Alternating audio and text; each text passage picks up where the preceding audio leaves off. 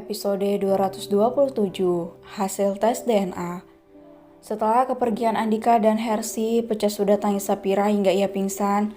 Fajri menjadi panik dan menelpon dokter, Fajira, Ipana, dan siapa saja yang dirasa perlu, sehingga orang yang ditelepon oleh Fajri datang berbondong-bondong masuk ke dalam gedung itu. "Bang, Sapira kenapa bisa pingsan?" tanya Fajira bengis.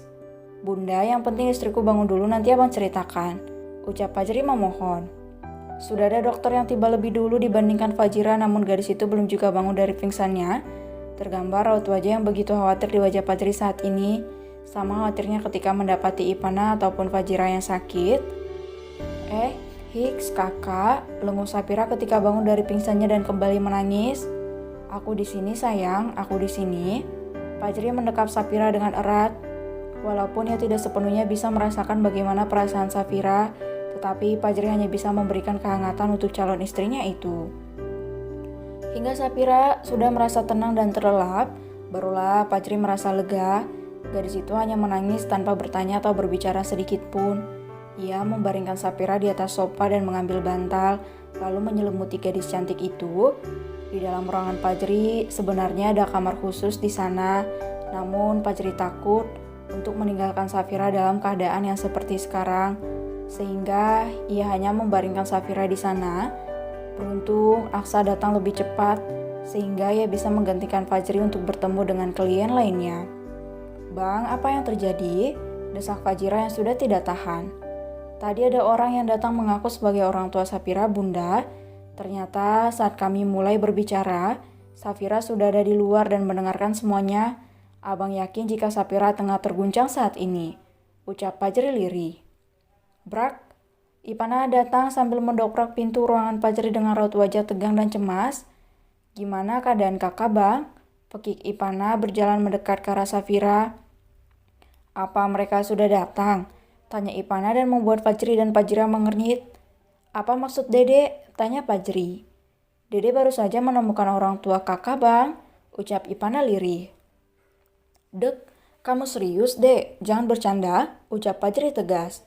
"Apa pentingnya Dede bohong dalam kondisi seperti ini, Bang?" ucap Ipana tak kalah tegas.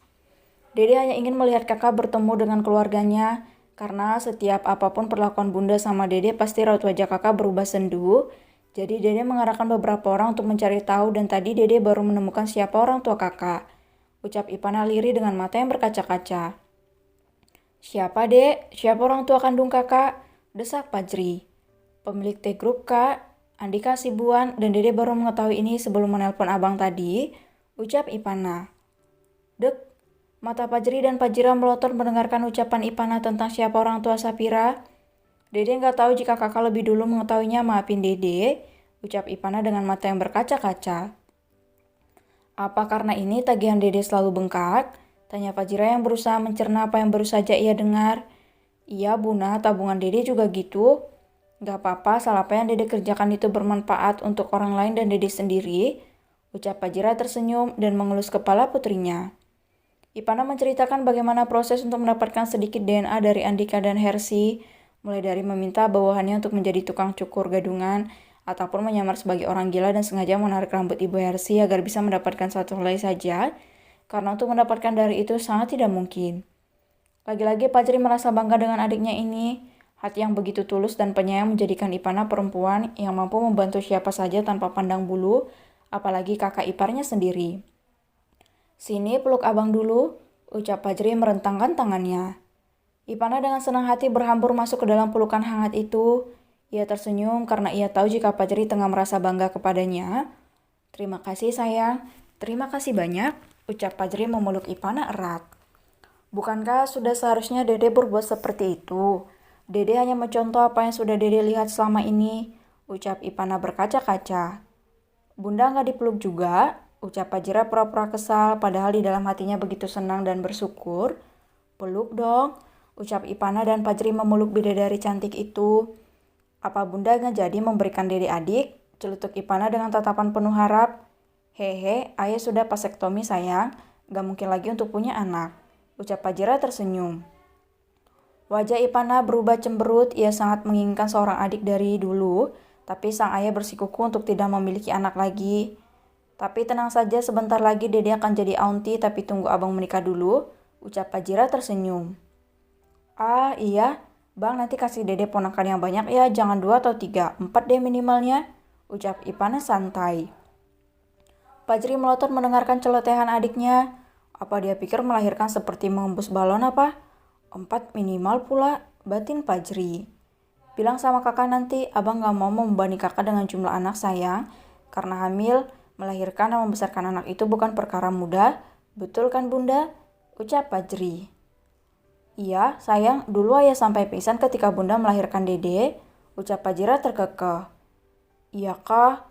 Wah, pantas saja ayah gak mau lihat bunda melahirkan lagi. Apa ayah mengalami trauma bunda? Tanya Ipana.